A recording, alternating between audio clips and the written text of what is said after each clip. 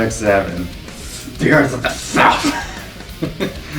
This is probably gonna be the song that like everyone's gonna know. This one was like, again, like Vince was just coming up with. He was like, we gotta have a radio song. I'm like, no, we don't. Like as long as we're on Spotify, that's fine. Hey, I'm waiting for it. Number 1, Spirits of the South. I mean, like, he was like, oh, let's do it, and but then he just essentially just like wrote like the 2 riffs, and then it was just like a solo kind of thing, and I think it used to be way shorter because like I remember we even played it live just to kind of test the waters with it. Yeah. Before Shanker, and it was like just the 2 riffs, really fast solos, and that was it. Yeah. But I remember I was like, we kind of need something, like if we want this song to be kind of like cool and memorable, like even more, like I feel like there should be something after a solo section. So like I was humming like this thing in my head, and Vince was like, what was that? I was like, oh, I'm just humming this one thing. And sure enough, he was just like translating the notes together. So it's like that. Yeah,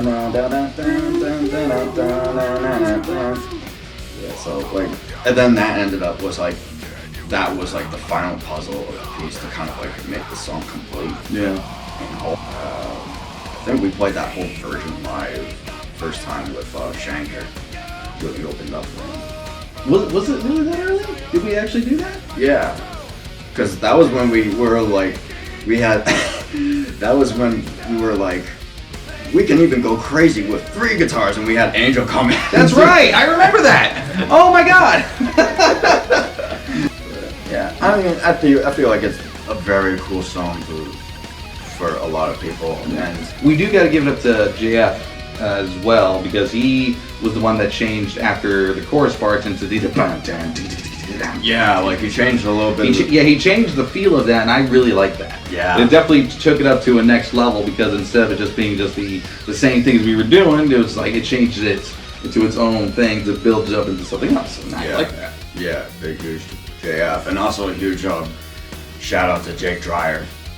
He did the first 2 guest spots on the solos, and I was like, as much as I wanted him to do guest spots on the on the album, I was like, what songs? And he's like, I have, like, Vince was like, messaged me, he was like, I might have an idea, so he ended up just doing like quick 2 spots like here and there, but I was like, I know he's gonna do like awesome shenanigans and stuff like that, so and I listened to it and I was like, oh my god, like that first solo was crazy, but then the second one was like out of this world. Yeah. And I was just like, oh my god. And now since like we're planning on playing this on the set, it's like we can't get Jake Dreyer to do our shows, like come to our shows and play those solos. So I gotta learn that. Maybe we might. It most likely isn't gonna happen. So now I gotta tackle that fucking solo. Tag him in this video.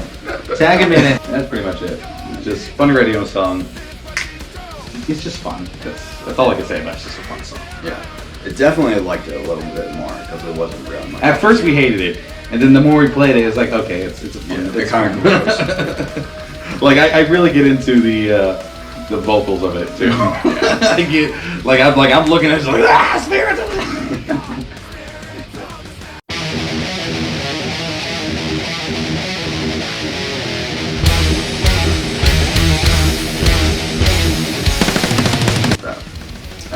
Track 8, Genocide. This one, he knows what's up. This one is the heaviest song on the whole record. Like, it's heavier than Honey Boo Boo's Mom. Yes, the song that we wanted to write just to make the most metal song that we could. Yeah, this was definitely the most fun because it has the riffs is like old school thrash metal. But like the drumming and the rhythm, it reminds me of like old school death metal, tech death metal. Yeah, like all the blast beats are just so. And you know, Brendan gets a little raspy with the vocals, and hell, I was like, it was funny because years and years I was always like, there's one song that like I would just do, me or someone just do like a power metal scream.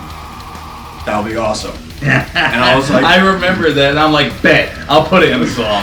You bet your ass I will, and I found it. I found the song. We're just going full metal. We're going balls to the wall. Yeah. Does hit high G. Yeah. You know what's... I mean, not other than the fact you hit that high note in the chorus, but you doubled it. I did! Wow, why did I did all these things to make this album so difficult. It sounds great. It sounds so good though. Yeah, oh my god. Again, it's like hardly like no chorusing. Like it's just like just me being me. Like it's like if I can hit it once, I can do it again. Yeah, and like oh my god, like it was just so fucking mind blowing when you do that kind of vocal stuff. Yeah. So I mean, like the music is pretty ridiculous. Like the hardest stuff we've done to date for sure. Lyrically, I had the brainstorming idea and the theme and the melody. We pretty much have like the same melody in mind. But it was just essentially just like, I hated the fact that like this country always tells us like Christopher Columbus is like the father of our country and he's such a great dude. And it's like, no, he wasn't. He was a terrible dude. Yeah, he was kind of an asshole. And he was pretty stupid too. But it was an overall I found India, really.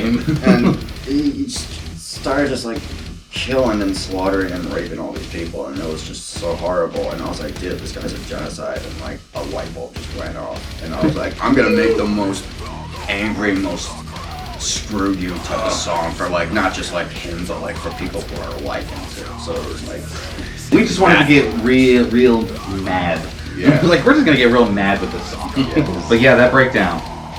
Oh, I love it's like just like I can't even talk about it because I just want to listen to it all the time. Yeah. And anytime I show people, it's just very like reminds me of Sabaton, where it's like very heavy on the snare and like just very syncopated and just everyone's doing it at the same time. You're waiting for it to all just to go. Like waiting for it to happen. There's a lot of suspense. I mean, it's definitely like a breakdown section, so it was kind of like wanting something very. Yeah, of course, it's a breakdown. So, and I mean, yeah, it's just pretty cool. And then I wrote a solo that's like over 2 different rhythm sections. So, and then it just goes like right into like the chorus part, which I just keep going to solo and just bump up the tempo. It was definitely a fun solo. Definitely. Fun solos. Yeah. Fun screams. Fun growls. JF did the last solo on Genocide, and I asked him to do it. I was like, hey, would you be cool doing a solo? Like, I can understand if not, because like some people have like they can't do because of their contract or whatever. But he was like, hell yeah, like it's you guys. Of course I'll do it. Yeah. And I was just like, oh, that's awesome. So, and I was like, okay. And he was like, here, what do you think of this? And he just starts ripping like this ridiculous solo. I was like, it's kind of cool. When you hear JF play a solo, it's just pretty awesome. It's even better than on your album. Yeah. Pretty sweet.